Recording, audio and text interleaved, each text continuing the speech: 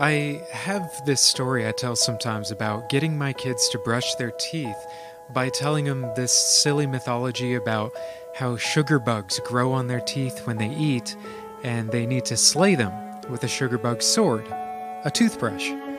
And once in a while, I'll get this argument from someone.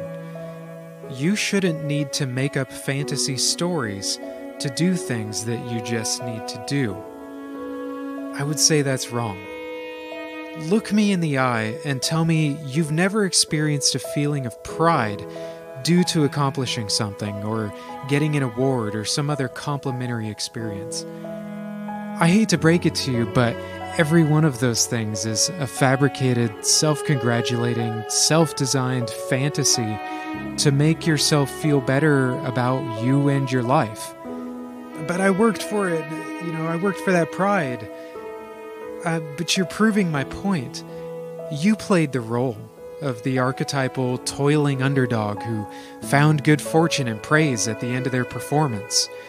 You set the goal of, if I do this thing, then I give myself pride. And then you did it. Now we have AI at our doorstep, and people are afraid workers won't want to work, and artists aren't going to want to art.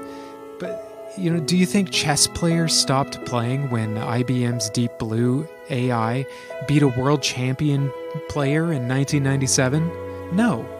And guess what? People don't watch chess tournaments between AIs, even though the AIs are much better players. No, people are interested in people.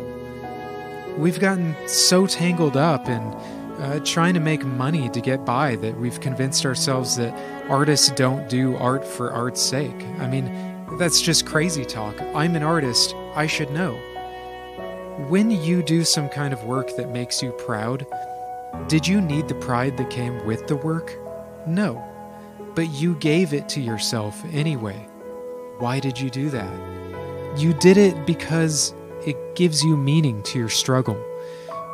Doing work or good deeds has no meaning without a personal story about how good you've done or how good you are. You cast the same kind of magic spell over yourself when you tell yourself how you're the beast of burden, taking on all these problems with little or no help, or when your heart is broken over a lost romance, or when you finally beat the boss on that video game, or even publish a book. You give yourself a story, and the story makes you feel, and your life gains meaning and depth because of all of that. It's not silly, it's just the human condition. It's your personal mythology. So stop pretending that you aren't fantasizing your entire life, and you'll unlock an entirely other world of your own power. So what does that mean? It means instead of reflexively and unconsciously giving yourself these fantasies, you do it with purpose. Here's what it looks like when you start casting your own spells.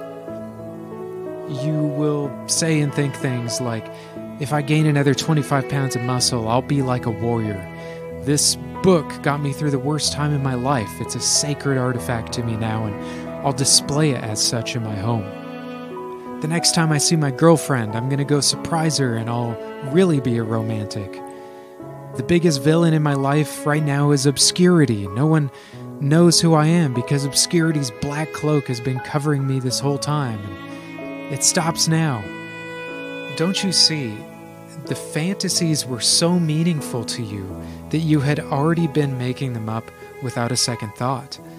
Now that you see them, you can create them with purpose and ambition. You can live mythically.